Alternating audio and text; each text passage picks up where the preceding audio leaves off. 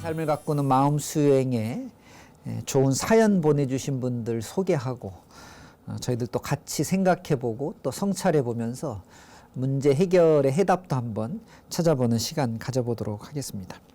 먼저 9890 불자님께서 스님 방송 잘 보고 있습니다. 불교에 귀한 지도 10년이 되었는데 자비 또 무소유에 대한 이해가 잘 안 됩니다. 이렇게 사연 보내주셨네요. 10년 정도 됐으면 이제 어느 정도 신행생활이 또 신앙에 대한 문제가 내 안에서 자리 잡고 좋은 그 신앙생활을 통해서 내 삶이 변화되는, 그래서 아주 좋은 가치관을 가졌다라고 볼 수 있는 시기인데요. 불교의 가장 핵심 중에 하나의 가르침이라고 할 수 있는 자비, 무소유에 대한 이해가 아직은 잘 안 되신다는 그런 이야기인 것 같습니다. 사실 어쩔 때 보면 부처님께서 말씀하신 여러 가지 가르침들이 알았다라고 생각했는데 어느 순간에 보면 아, 이것이 아니었구나 라고 생각이 들 때가 사실 좀 많이 있습니다. 그래서 이런 표현이 어떨지 모르겠습니다만은 불교에 대한 공부 또 수행은 평생 하는 것이 아닌가 싶은데요. 자비라고 하는 것은 굉장히 어려운 가치이기도 하고 또 매우 소중한 가치이기도 합니다. 불교에 있어서. 그래서 자비에 대한 생각을 항상 잊지 말고 우리가 자비행을 또 자비심을 갖도록 노력하셔야 되겠는데요. 저는 많은 분들에게 이렇게 설명을 합니다. 우리가 부처님의 가르침, 부처님께서 알려주신 그 가르침이 우리에게로 와서 그것을 내가 받아들이고 내 생각 속에 내 마음 안에서 자리 잡게 하는 것. 그러니까 부처님의 가르침과 진리가 내 안에 들어와서 소화되고 내 안에서 자리 잡게 되는 것. 그걸 저는 지혜라고 생각을 합니다. 부처님이 제가 나와 하나가 되는 것이죠. 이제 그런 다음에 그 지혜를 바탕으로 해서 내가 말하고 내가 행동하고 내가 생각하는 것은 그것이 자비가 되는 것이죠. 부처님 진리가 내 안에 들어와 자리 잡고 그 지혜를 바탕으로 해서 하는 나의 언행은 당연히 부처님의 가르침대로 나타나게 될 것입니다. 사실은 이것이 자비라고 할 수 있는 것이죠. 그러니까 우리가 흔히 자비를 선행 또는 자선 행위 이런 것과 조금 혼동하는 경우가 있는데요. 선행과 자선은 그것 자체로도 훌륭한 행위이긴 하지만 그것이 부처님의 가르침인 자비로서 승화되고 좀 더 나아지려고 하면 부처님 진리대로 우리가 말하고 부처님이 가르쳐 주신 대로 행위할 줄 아는 그런 습관, 그런 어떤 변화가 나에게서 일어나야 되는 것이 아니냐. 그럴 때 우리가 흔히 이야기하는 자비라고 하는 것이 나타나게 되는 것이죠. 이것은 사람마다 처해진 상황마다 전혀 다른 방향으로 나타날 수 있기 때문에 자비라고 하는 것을 딱 아는 것과 그 자비를 가지고 마음 먹고 행하는 것은 조금 다른 문제일 수 있습니다. 그래서 저는 보다 근본적으로 부처님의 가르침을 잘 받아서 내 것으로 만들고 그 가르침을 토대로 내가 말하고 행위하면서 부처님처럼 살고자 노력하시면 이 자비라고 하는 것이 자연스럽게 드러나지 않을까 생각합니다. 또 하나 무소유에 대한 이야기를 말씀해 주셨는데요. 사실 이 무소유도 말이 갖고 있는 의미 때문에 무소유, 소유하지 않는다라고 하는 의미 때문에 많은 논란의 여지가 있는 개념 또 가치인 것은 확실한 것 같습니다. 세상의 모든 존재는 존재하기 위해서 뭔가를 소유해야 합니다. 그렇죠? 우리가 살려면은 먹고 입고 또 마시고 또 잠자고 해야 되는 여러 가지 부가적인 것들이 필요한데요. 이걸 소유의 개념에서 본다면 무소유라고 하는 것은 이런 것들을 하나도 가지지 않을 수는 없지 않습니까? 살아가기 위해서.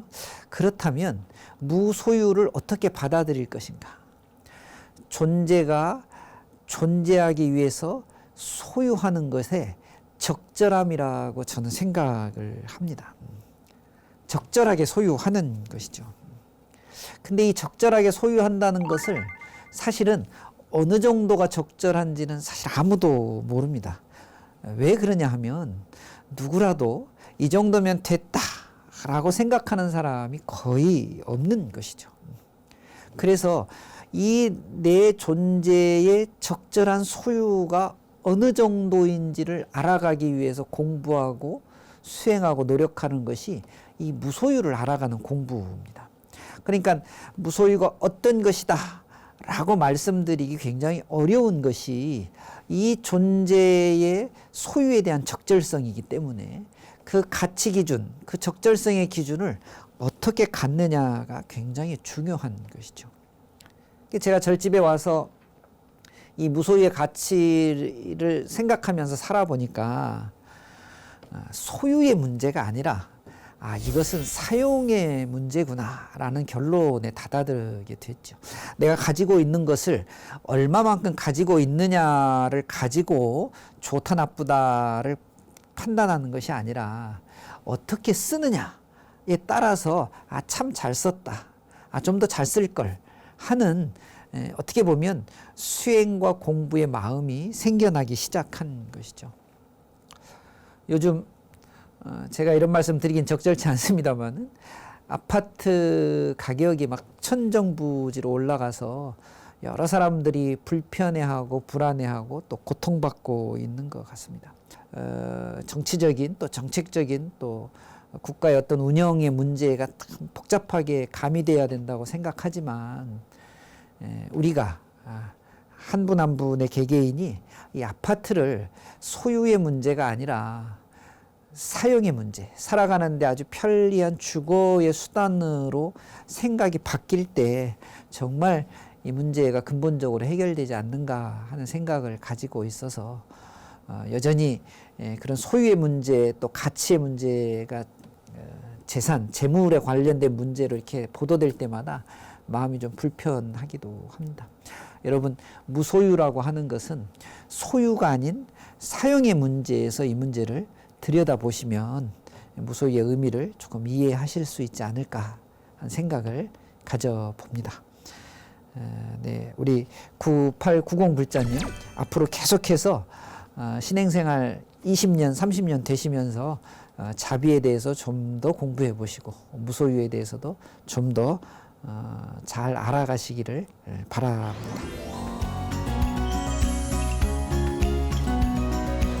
네, 두 번째 사연 살펴보겠습니다. 7274 불자님께서 보내주셨는데요. 스님 안녕하세요. 스님들께서 경전을 독송하고 난 후에 꼭 나무아미탑을 염송으로 마무리하십니다. 다른 불보살님의 명호를 하지 않는 이유가 무엇인지 궁금합니다. 이렇게 사연 보내주셨는데요.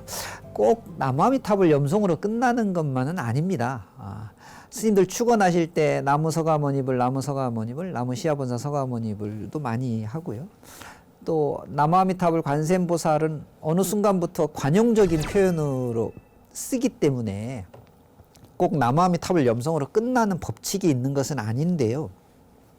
사연 주셨으니까 나무아미탑을 염송을 왜 많이 하는지를 한번 생각해 본다면 아미타 부처님은 여러분 잘 아시다시피 무량한 시간, 무량한 수명, 또 무량한 광명, 밝음, 지혜를 갖추신 분이라고 우리가 알고 있습니다. 이 무량하다는 말은 영원히 지속된다는 그런 의미가 있거든요. 그래서 불교에서는 구원의 부처님으로 아미타 부처님을 상정하기도 하고요. 실제로 사람이 죽을 때 아미타 부처님께서 망자를 위해서 마중도 나오신다고 해요. 그게 이제 유명한 아미타불 내영도라고 하는 그림 같은데 잘 표현이 되어져 있는데요. 사실은 고려의 나옹 스님의 개송 중에 여러분 알고 계시는 이 연불에 자주 등장하는데 아주 유명한 개송이 있죠. 아미타불 제야방 착득 심등 절망망 염도염공 무념처 육문상문 자금광이라고 하는 유명한 개송이 있습니다. 아미타불 제야방. 아미타 부처님은 어디에 계실까? 착득심동 절망망이라고 했거든요. 마음에 간직하고 있는 거예요. 간절하게 마음에 간직하고 있는 것이죠. 염도영공 무념처라고 했습니다. 생각하고 또 생각해서 그 생각의 끝에 다다르면 이 무념의 상태가 되겠죠. 육문 상방 자금광이라고 했습니다. 육문이라고 하는 건 안이비설신이를 의미하는 거냐. 우리가 갖고 있는 모든 그 기관 또 우리가 갖고 있는 모든 모양에서 자금광 부처님의 광명이 나타날 것이다 이런 표현이거든요. 아미타 부처님의 극락세계는 죽어서 가는 그런 의미일 수도 있겠습니다만은 우리가 공부하고 수행을 하게 되면 이 사바세계가 극락세계로 변하는 것이죠. 그러니까 수행의 결과로서 얻어지는 세상을 우리가 극락세계라고 할 수 있습니다. 아미타 부처님의 수인처럼 여원인이라고 하는데요. 뜻한 바가 다 이루어지게 하는 수인입니다. 뜻대로 된다 이런 뜻이거든요. 그러니까 우리가 공부하고 기도하고 수행하면서 그 결과로 아미타 부처님의 극락세계를 염원하기 때문에 이 나무아미타불이라고 하는 아미타 부처님께 귀의한다라고 하는 이 염송을 많이 하게 되는 것이죠. 그리고 실제로 경전의 끝에 그 결과의 과보로서 극락세계를 어서 이루겠습니다라고 하는 그런 뜻도 담겨져 있기 때문에 나무아미타불이라고 하는 염송이 아마 많은 경전 끝에 송해지는 것이 아닐까 하는 생각을 해봅니다. 우리 7247 불자님 나무아미타불 염송 열심히 계속해서 하실 수 있도록 해주시면 좋겠습니다.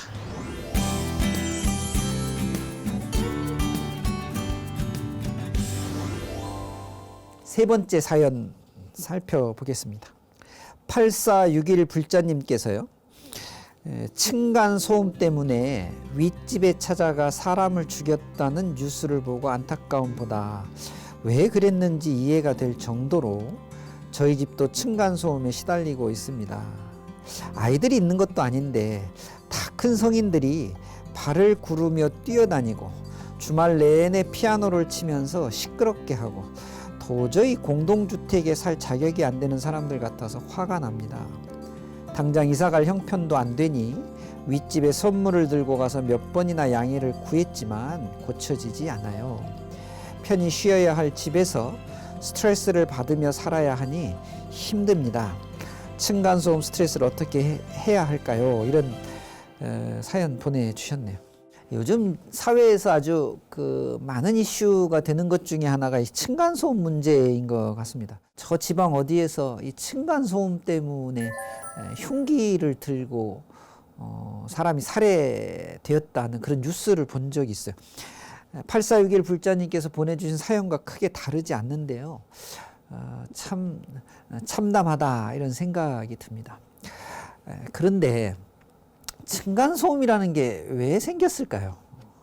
층간소음은 아마도 흔히 우리가 아파트로 대변되어지는 이 공동주택 같은 게 많이 만들어지면서 생겨난 것 같아요. 예전에 시골에서 단독주택에 이렇게 살 때는 층간소음 같은 문제를 가지고 고민하거나 이런 걸 다툼이 있지 않았을 것이죠. 언젠가 통계에 보니까 우리나라가 이 공동주택의 주거 형태가 전체 주거 형태 50%가 넘는다고 그럽니다. 그러니까 두 사람 중에 한 사람은 공동주택에 사는 것이죠. 이제 이 문제는 정말 사회 문제로 또 국가적인 어떤 여러 가지 정책 문제로서 이제 다가가야 될 그런 시점이 된 것 같습니다.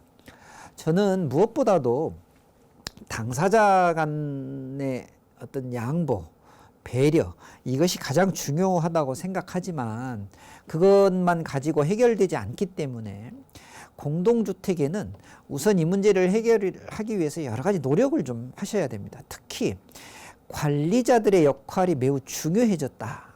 그러니까 공동주택을 관리하고 공동주택의 어떤 조정 역할을 하는 사람들의 역할이 매우 중요해졌기 때문에 이분들을 잘 활용해야 된다.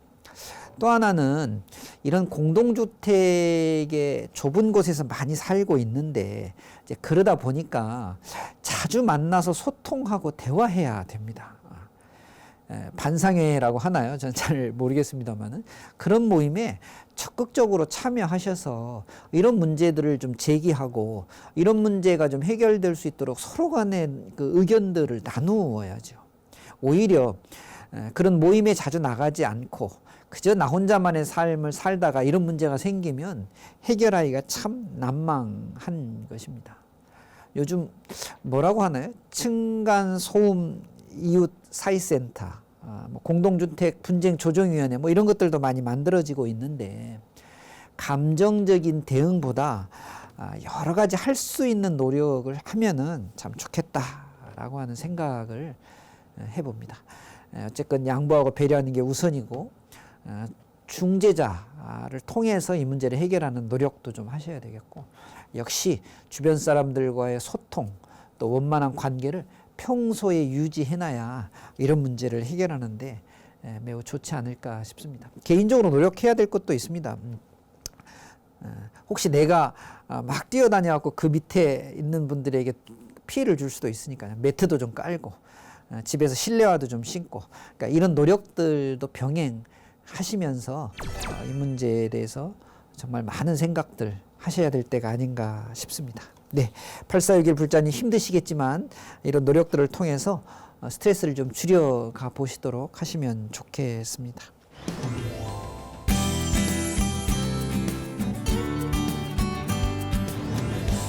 문자 사연 이외에도 내 삶을 가꾸는 마음 수행에 보내주신 응원 문자 몇 개 소개해 보겠습니다. 1927 불자님께서요.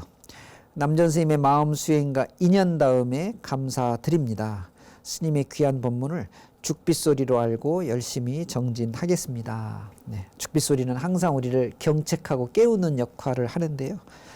그렇게 저희 프로그램 보아주신다니 참 감사하다는 말씀 드립니다.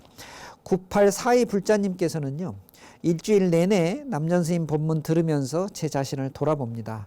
언제나 시원한 말씀 해주시는 남전스님 건강하세요 라고 문자 격려해 주셨네요. 감사합니다.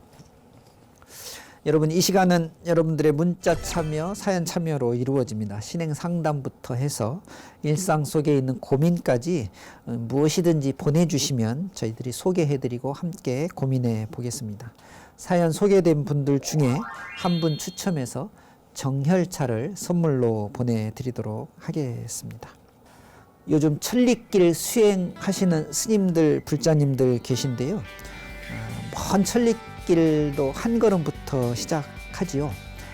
수행하려고 하는 마음이 있으면 무엇보다도 일단 시작해보는 것이 좋을 것 같습니다. 직접 해봐야 나에게 맞는 수행이 무엇인지 알 수 있기 때문이지요. 지금 바로 실천해 보시기 바랍니다. 저는 다음 시간에 찾아뵙겠습니다. 감사합니다. 성불하십시오.